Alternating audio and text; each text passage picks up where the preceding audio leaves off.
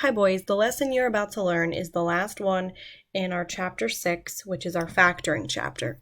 And it is about solving polynomial equations that have already been factored for you. So you've been factoring for several weeks, maybe even a month right now, but there's no more factoring anymore because the equations are already in factored form.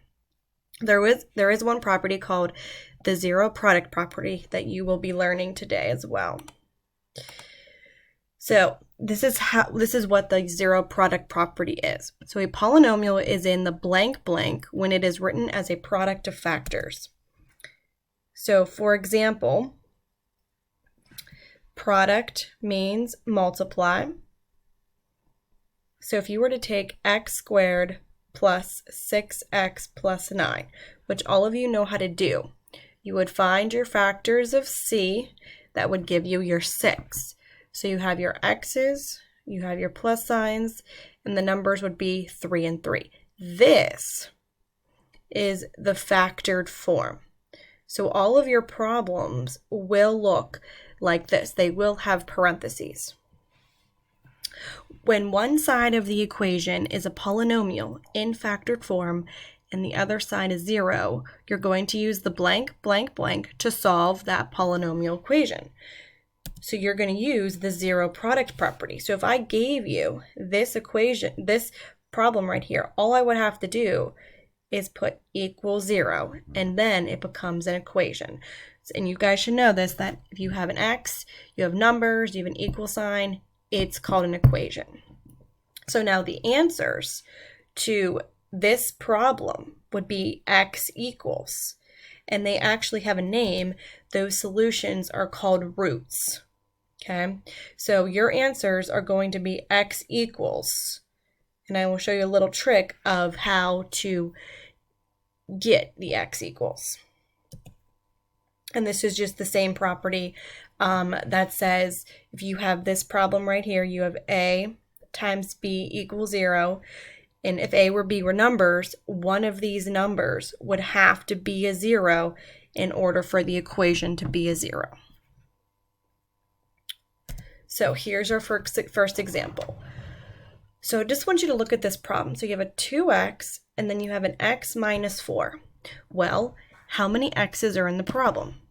2 x's.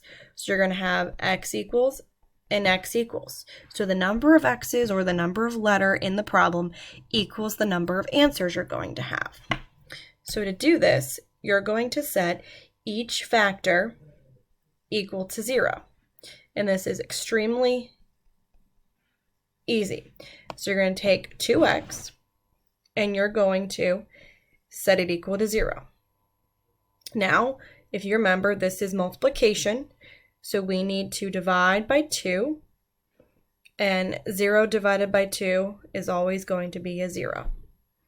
We'll do this one over here. You have x minus 4 equals 0. Solve this basic equation, and you are getting x equals 4.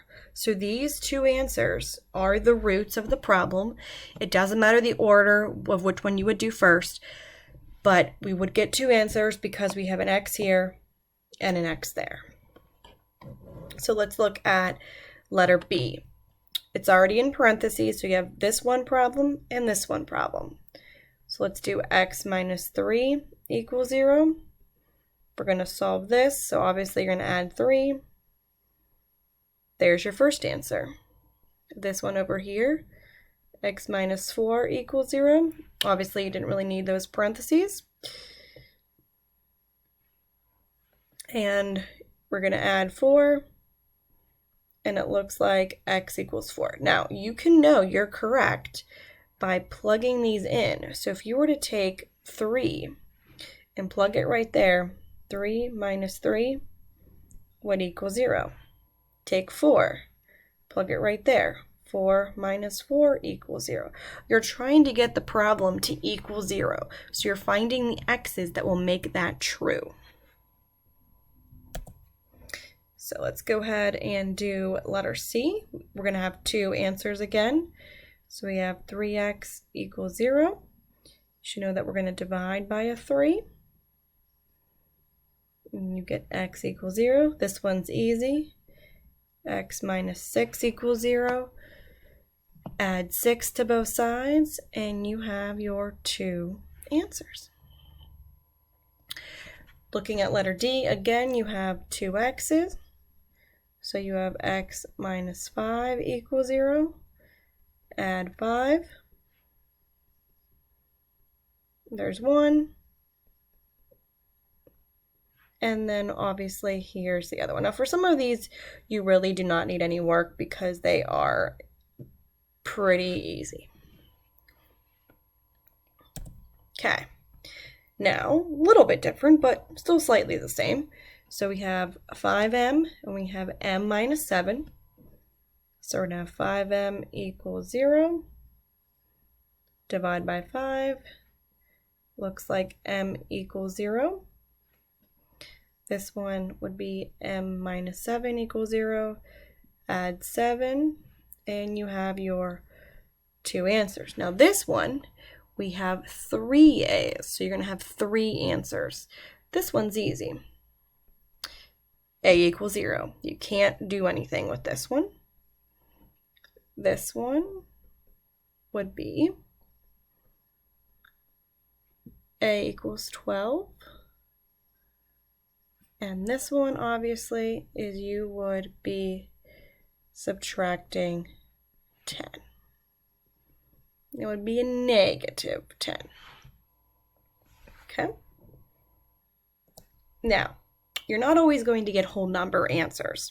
So you can get fractions, which are fine. They're just harder to check. So again, let's look at how many x's. We have 2 x's, so you're going to have 2 answers. So 2x plus 1 equals 0. Now, we're going to subtract our 1 like we normally would. But we have a problem because we still have a 2 that is in front of that x. So, because it's being multiplied, we are going to divide it. Now, you can't actually do a negative 1 divided by 2. So your answer is a fraction, which is negative half, or if you wanted to write it as negative 0.5, that would also be acceptable. So now the other answer, this one, 3x minus 2 equals 0. Add 2. Put a little or down here. 3x equals 2. Now you can't have that 3 right there, so just like we did with the other problem, divide by 3, divide by 3. Well, it looks like you will not get a whole number. You will just get 2/3. Okay, next one shouldn't be too difficult. So this one, you're going to have 3 answers. This one's easy. X equals 0. And then this one's easy. Add your 8.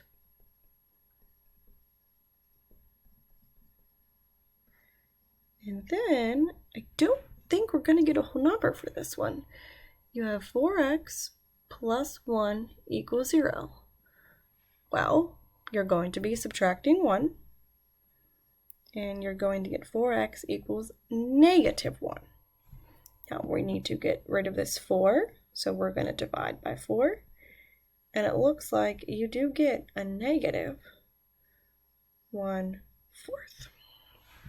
So sometimes problems will have whole numbers as answers.